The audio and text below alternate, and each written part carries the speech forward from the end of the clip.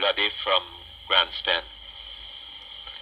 Remember, we always talked about the chicken coop. And he was an ardent supporter of Mr.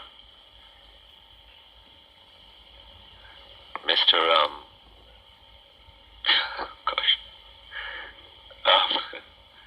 Mr. Chuck, the MP for that area. Luddy, I think we were talking on this program on Friday. Was it on Friday? We were talking on this program on Friday. Last night I got a telephone call from somebody telling me that Luddy had died over the weekend. And died of, thank God, not of a bullet wound. Died of pneumonia.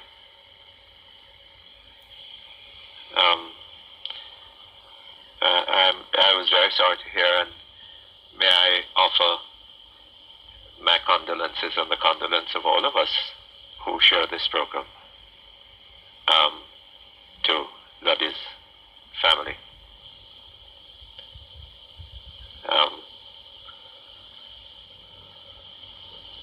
Sorry about that. Anyway, I'm sure he now has better things to think about. He has left us all here very much in the lurch in which we have been for all this time. The Observer this morning has an interesting headline. New waste agency coming. New waste agency coming. I wondered when I saw it what it meant. Whether there's a, and particularly since on the same page just beside it, there's another smaller headline. Jamaica gets 46 million US dollars in a loan from the Inter-American Development Bank. And I wondered whether this new waste agency was being devised in order to handle this loan and to make sure that as much as possible of it is wasted, which seems to be the prime object of government. The World Bank told us that when the government spends $100, the country can at best expect $47 of benefit from it. I just wondered whether the object of the government was to ensure an increase or a decrease in that proportion, whether it thought that we could do with rather less than $47, and there are pockets out there aching that could do with more than $53 out of the 100 in them. Apparently that is not ostensibly the intention. The waste refers to garbage.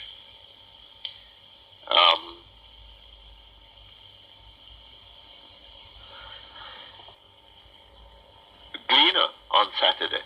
Well, it was all over the news since Friday afternoon. The Commissioner of Police has decided to make a clean sweep of acid. The Police Special Anti-Crime Task Force. They're cleaning out all but the 3 top officers or top staff of the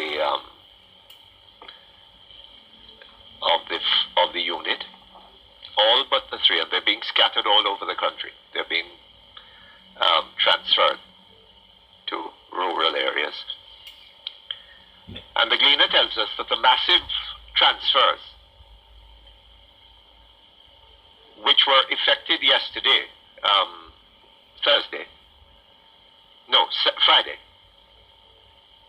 came against the background of various allegations of unprofessional conduct relating to some members of the force.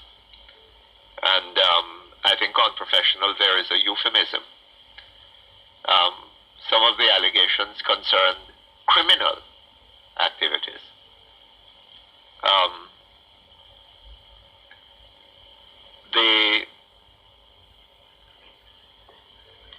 The Gleaner also reminds us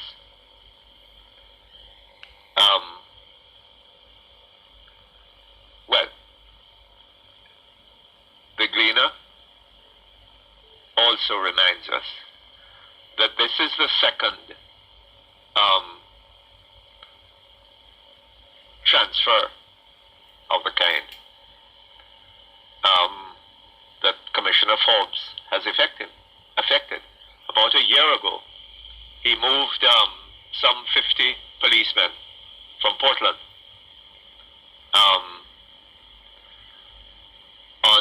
following allegations of involvement in drug trafficking.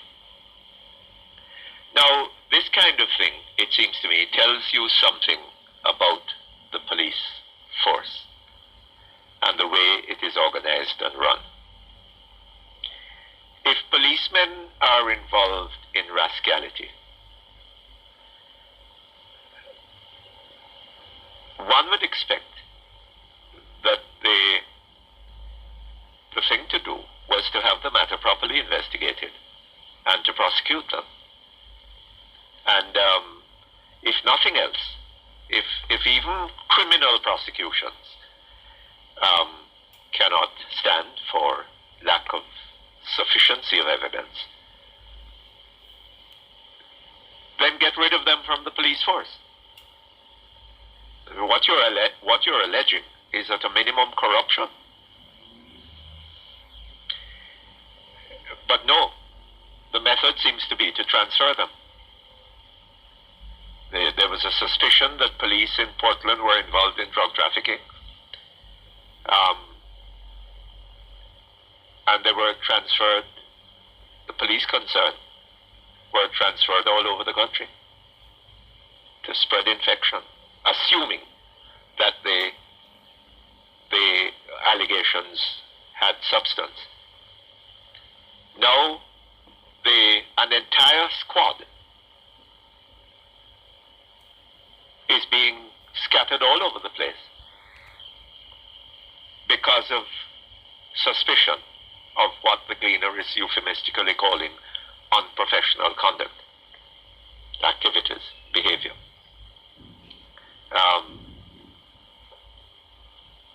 And they will continue, these men will continue in the police force, and we will recruit some others who will shortly, I suppose, develop unprofessional habits of their own.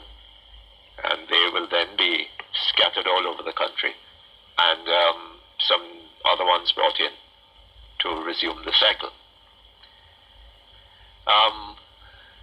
It tells you something about the character of the force and the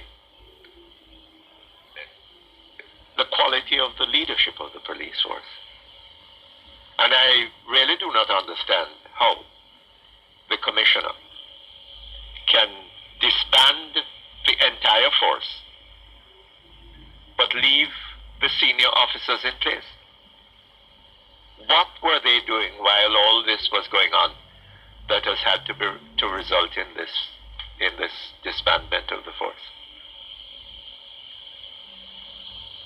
I should have thought that the officers who allowed this, at the very least, allowed this, whatever it is, to be going on, whatever the inadequacy is, who allowed that to be going on under their jurisdiction, that they would have been the first to go.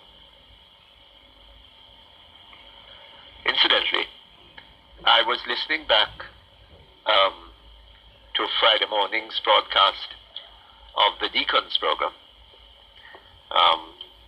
and came across a little gem. The Deacon is talking to Peter Espute about a column that Peter Espute had written.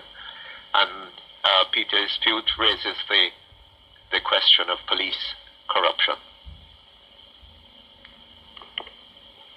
Certainly, we have a history of police brutality. The police seem to be so difficult to prosecute. It could only be that the state is offering them protection. And I tend to agree with you. The state does offer, in my view, humbug, which works as a measure of protection in certain instances of police abuse. So for 20 years you've taken this line. Yes, but there's another side of it too. And it is that the public, the juries of this country, share that view. And it is almost impossible to have a jury convict a policeman. Yes. Does the fact that the police have a hand in selecting the jury list, in preparing the jury list, does that have anything to do with it? And does the fact that the police are responsible for investigating the police, does that have anything to do with it? Deacon Thwaites, a member of Parliament, a supporter of the government, is telling us that the state is protecting corrupt policemen. And what is he, as a member of Parliament, doing about it?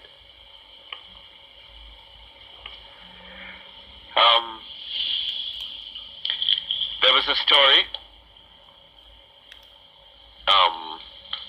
another story in the Gleaner on Saturday morning. Oh, incidentally, I haven't yet welcomed back my colleagues, Tony Abrams, Beverly Manley, who were back on the show this morning. People have been telling me all over the weekend that, all over the week, I believe, some of them were on this program, but they weren't coming back. I mean, all kinds of strange things were being said. Well, you now see. All sorts of odd statements were being made. People just can't believe that, anything as commonplace as the flu could have kept them off the air. Anyway, they came back with a bang. They came back with a bang. Very good program this morning, I thought. And they continued to investigate the Spring Plains issue, and indeed broadened the investigation in that discussion with Mr. Hugh Small. I thought a very enlightening discussion. I want to get a copy of that.